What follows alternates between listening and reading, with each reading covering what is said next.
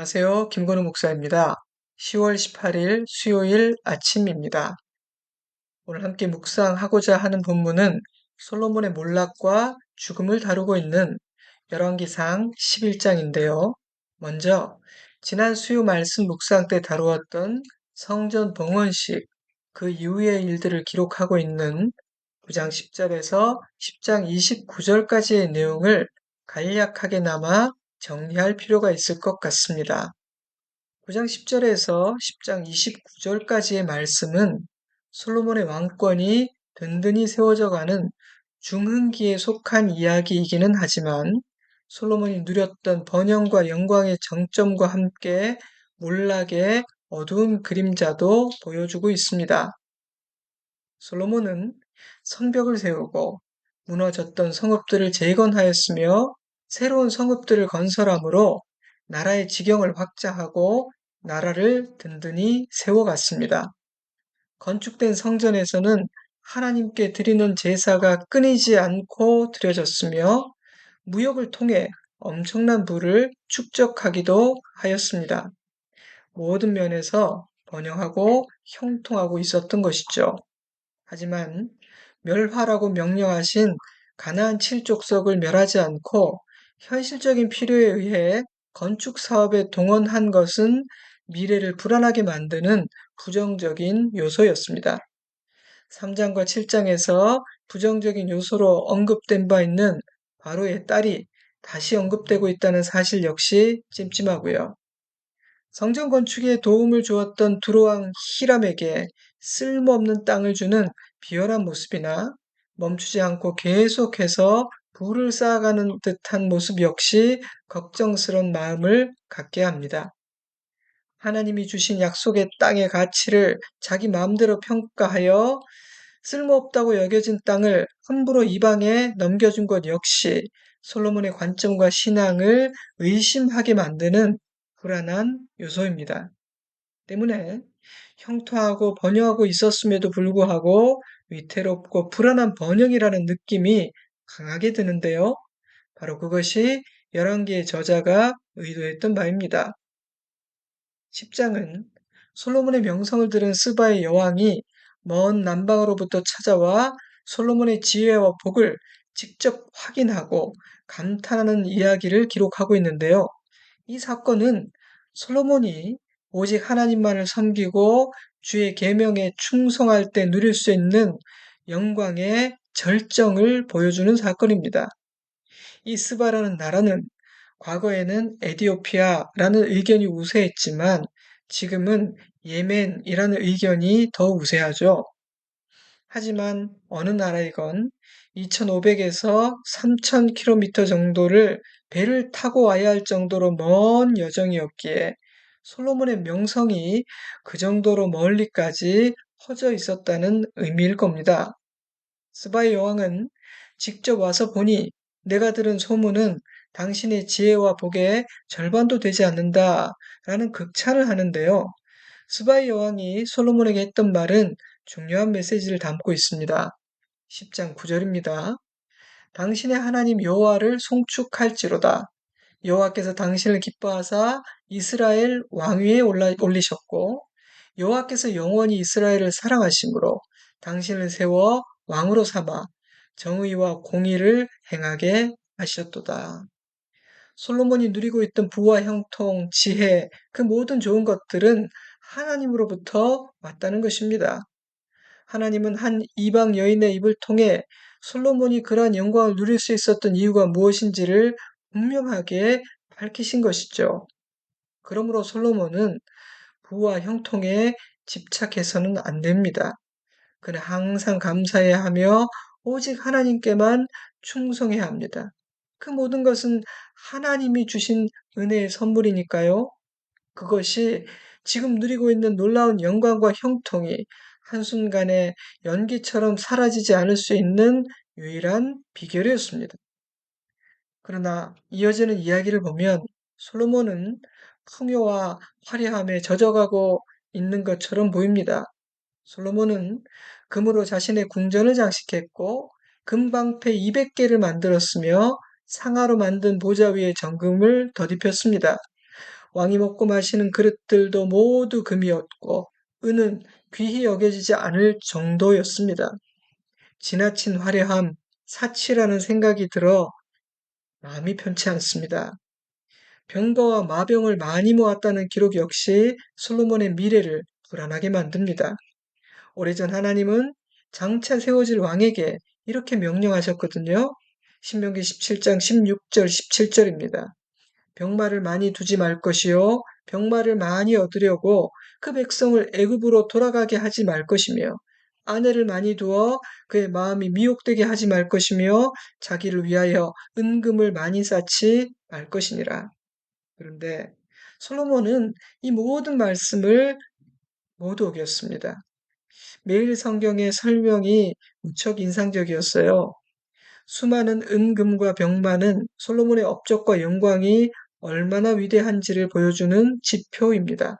하지만 동시에 솔로몬이 얼마나 하나님의 말씀에서 멀어지고 있는지를 보여주는 척도이기도 합니다. 물론 아직 큰일이 난 것은 아닙니다. 아직까지는 솔로몬이 엄청난 죄를 지은 것도 아니죠. 하지만 사나운 죄의 물결, 시험과 유혹의 파도를 맞고 있던 거룩한 방파제에 작은 균열들이 생기기 시작했습니다. 가랑비에 옷 젖는 줄 모르듯 솔로몬과 이스라엘 백성들은 하나님을 떠나 세상의 길, 우상숭배의 길, 죄와 사망의 길로 조금씩 미끄러져 가고 있었습니다.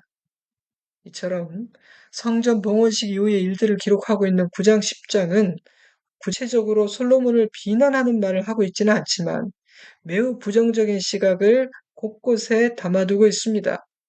왠지 분위기가 불안한 쪽으로 흐르고 있는 것 같은 느낌이 들도록 말이죠. 그런데 여러분, 아이러니하지 않습니까? 성전을 건설하고 언약궤를 옮긴 후 나라가 안정되어 가고 번영하고 있던 그 시점부터 그의 몰락이 서서히 시작된다는 사실이 말입니다. 그런데 여러분, 인간은 그런 존재입니다. 뭔가 좀 되었다 싶으면 방심하게 되고 하나님만을 향하던 마음이 쉽게 나누어지게 됩니다. 우려했던 솔로몬의 몰락이 그렇지 않기를 바랬던 이스라엘의 쇠락이 11장부터 현실화되기 시작합니다. 열왕기가 제시하는 가장 중요한 원인은 하나님의 말씀을 가벼이 여기고 이방 여인들과 결혼한 일이었습니다. 11장 2절이에요. 여호와께서 일찍이 이 여러 백성에 대하여 이스라엘 자손에게 말씀하시기를 너희는 그들과 서로 통혼하지 말며 그들도 너희와 서로 통혼하게 하지 말라. 그들이 반드시 너희의 마음을 돌려 그들의 신들을 따르게 하리라 하셨으나 솔로몬이 그들을 사랑하였더라. 하나님은 이방인들과 결혼하면 반드시 그들이 섬기던 신들도 따라올 것임을 아셨습니다. 그들이 반드시 이스라엘 백성들의 마음을 돌려 우상을 섬기게 만들 것임을 하나님은 아셨습니다. 그래서 이방인과의 결혼을 막으신 거예요. 근데 솔로몬은 교만했습니다. 하나님, 아무 걱정 마세요. 저는 그렇게 되지 않습니다. 저는 실력이 좋거든요. 단지 정략 결혼일 뿐입니다. 나라를 지키고 백성들을 보호하기 위해서예요. 그러니 아무 걱정 마십시오. 저는 하나님께서 주신 그 명령, 그 말씀에 있어서 예외적인 인물이니까요.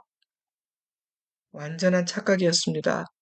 솔로몬 역시 모든 여느 이스라엘 백성들과 똑같은 연약한 자였고요. 어떤 말씀을 지키고 어떤 말씀을 지키지 않을 것인지는 솔로몬이 선택할 수 있는 일이 아니었습니다. 그는 그저 하나님께서 주신 그 모든 말씀을 다 온전히 지켜야 했습니다. 하지만 솔로몬은 자신의 실력을 과신했어요. 그 결과 어떤 일이 일어나게 됩니까? 11장 3절. 왕은 후궁이 700명이요 첩이 300명이라 그의 여인들이 왕의 마음을 돌아서게 하였더라. 솔로몬의 나이가 많을 때 그의 여인들이 그의 마음을 돌려 다른 신들을 따르게 하였으므로 왕의 마음이 그의 아버지 다윗의 마음과 같지 아니하여 그의 하나님 여호와 앞에 온전하지 못하였으니 정확하게 하나님께서 우려하신 하나님께서 경고하신 그 일들이 일어났습니다. 열왕기의 저자는 시돈 사람들이 섬기던 여신 아스타롯과 모압인들의 신 그모스 그리고 암몬인들의 신 밀곰을 섬기기 위한 산당이 예루살렘에 지어졌고 솔로몬이 이방 여인들과 함께 우상을 섬기는 제사에 참여했다고 고발합니다. 지혜의 대명사였던 솔로몬이 어리석은 자가 된 것이죠. 하나님은 더 이상 두고 보지 않으셨습니다. 11장 9절 여호와께서 그에게 진노하시니라. 여호와께서 일찍이 두 번이나 그에게 나타나시고 이 일에 대하여 명령하사 다른 신을 따르지 말라 하셨으나 그가 여호와의 명령을 지키지 않았으므로 하나님의 지속적인 당부와 경고가 철저히 무시되자 하나님은 진노하셨습니다. 하나님은 솔로몬을 찾아오셨는데요. 3장과 9장에 기록된 두 번의 나타나심은 격려하고 축복하고 당부하기 위한 언약을 견고하게 하기 위한 방문이었지만 이번 방문은 심판을 선언하기 위한 방문이었습니다. 하나님은 솔로몬에게 이렇게 말씀하셨어요. 내가 나의 언약과 너에게 명령한 내 법도를 지키지 아니하였으므로 내가 반드시 이 나라를 너의 손에서 빼앗아 너의 신하에게 줄 것이다. 그러나 내 종 다윗과 내가 택한 예루살렘을 생각하여 한 지파를 내 아들에게 줄 것이다. 사랑하는 다윗을 봐서 너에게 자비를 베푸는 거야. 하나님의 심판은 엄중하고 냉정했습니다. 솔로몬이 회개했다는 기록이 없다는 사실은 너무도 가슴이 아픕니다. 수많은 이방 여인들과 그들을 섬기기 위해 따라온 이방의 종들, 그 땅에 남아있던 진멸되지 않은 족속들, 예루살렘 곳곳에 세워진 산당들과 우상을 섬기는 수많은 사람들, 그 모든 것을 정리하고 청산할 용기가 솔로몬에게는 없었을 거예요. 솔로몬은 이미 너무 멀리 가버렸던 것입니다. 하지만 여러분, 잘못을 인정하고 죄를 청산하는 일에는 늦은 때란 없습니다. 하지만 솔로몬에게는 용기도 결단력도 없었습니다. 아버지 다윗과는 너무도 달랐어요. 밧세바 사건에 대해 하나님께서 책망하셨을 때 즉시 회개한 다윗은 대단한 실력자임을 새삼 생각하게 됩니다. 인정하는 것, 회개하는 것, 돌이키는 것, 대단한 믿음의 실력인 겁니다. 근데 솔로몬은 자신의 죄로 인해 심판받는 와중에도 아버지 다윗의 덕을 보고 있었습니다. 왕이 오를 때도 성전을 건축할 때도 아버지의 은혜를 입었던 솔로몬이 다시 한번 아버지 덕을 보고 있습니다. 다윗은 죽어서도 후손들을 돌보고 있다는 생각이 저는 들더라고요. 다윗이 하나님에게 어떤 존재였는지, 하나님이 그를 얼마나 아끼고 사랑하셨는지를 생각하게 하는 대목이고요.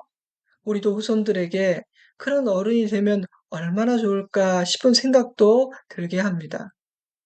이어지는 11장 14절부터는 솔로몬을 대적했던 이방 왕들과 솔로몬의 신하의 이름이 언급되는데요.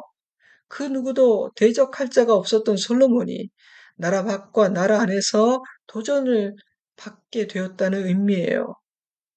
열왕기서는 대적들을 일으키신 분이 하나님이심을 분명히 밝히므로 이 일이 하나님께서 행하시는 심판의 일환임을 분명히 하고 있습니다.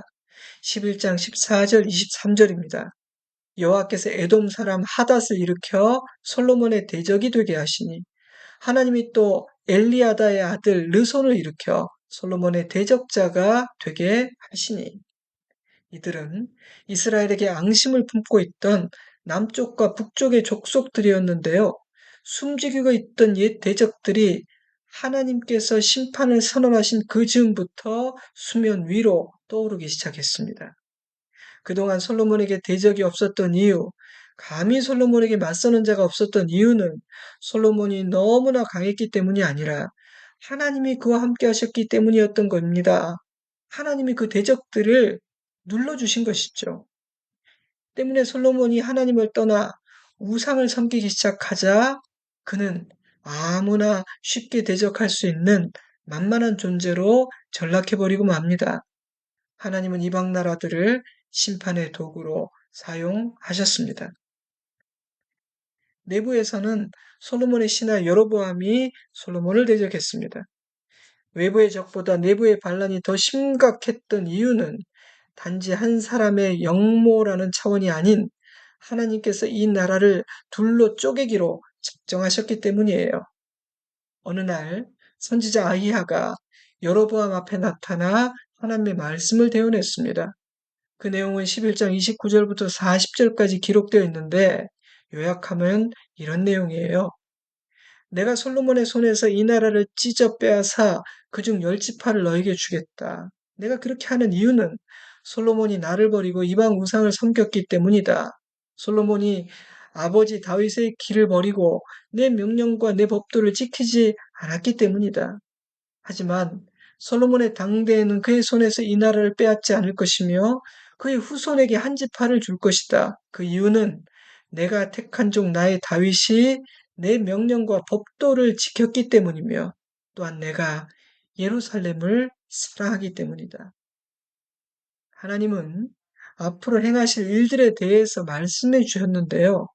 이 말씀에는 왕을 세우기도 하고 내리기도 하시는 분이 하나님이시라는 메시지와 너는 솔로몬과 같은 왕이 되지 말고 다윗의 길을 걸어야 한다는 메시지가 담겨 있었습니다. 근데 진짜 중요한 말씀은요. 여로보암이 열지파를 다스리는 왕이 되었을 때 그가 왕으로서 어떻게 해야 하는지에 대한 권면과 경고의 말씀이었습니다. 내가 너를 취하여 왕이 되게 하리니 너는 이 나라를 통치하라. 그러나 반드시 기억하라. 너에게는 두 가지 선택이 있어.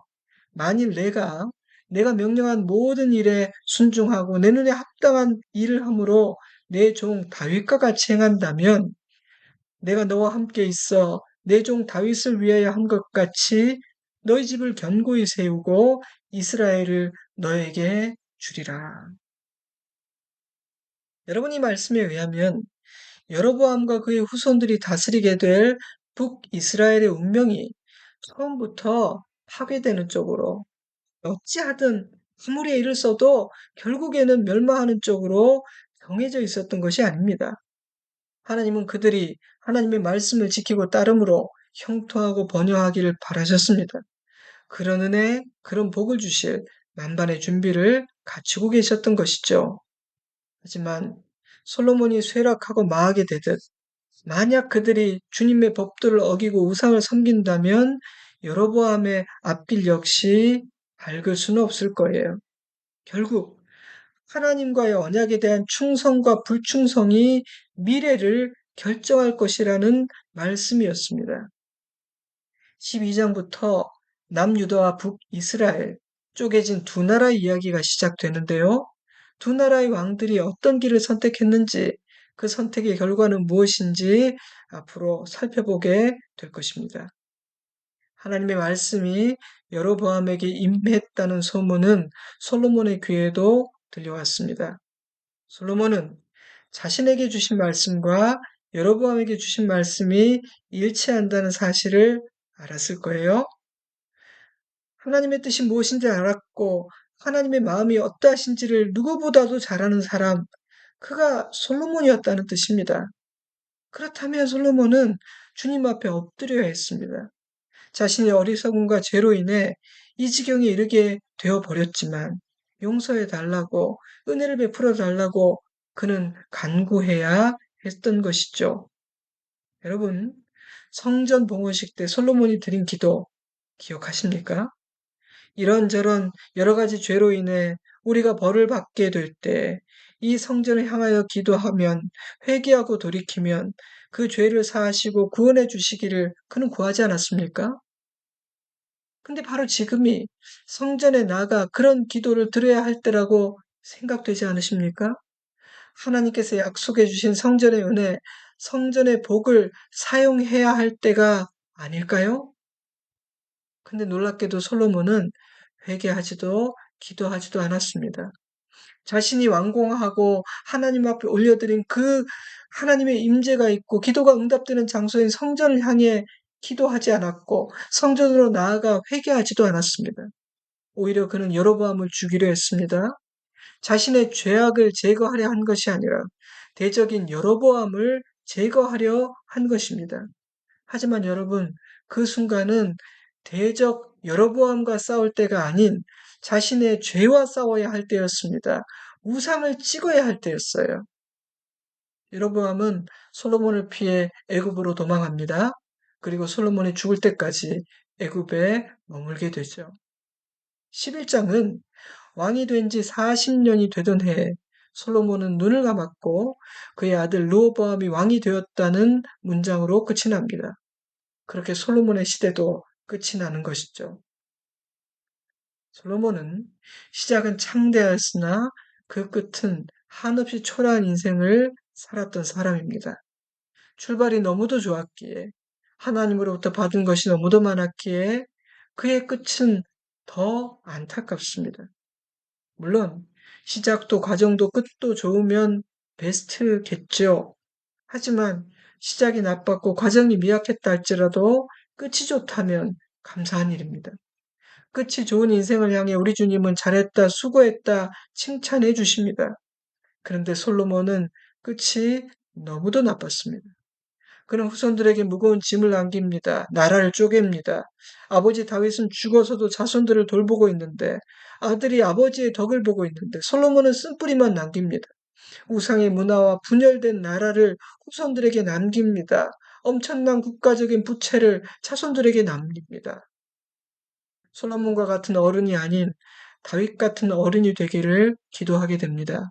주여, 나의 자녀들이, 나의 후손들이 나의 기도와 순종과 믿음의 덕을 조금이라도 입게 하옵소서. 아멘. 작은 불순종과 욕심과 교만들이 쌓이고 쌓여 비참한 결과를 만들었습니다.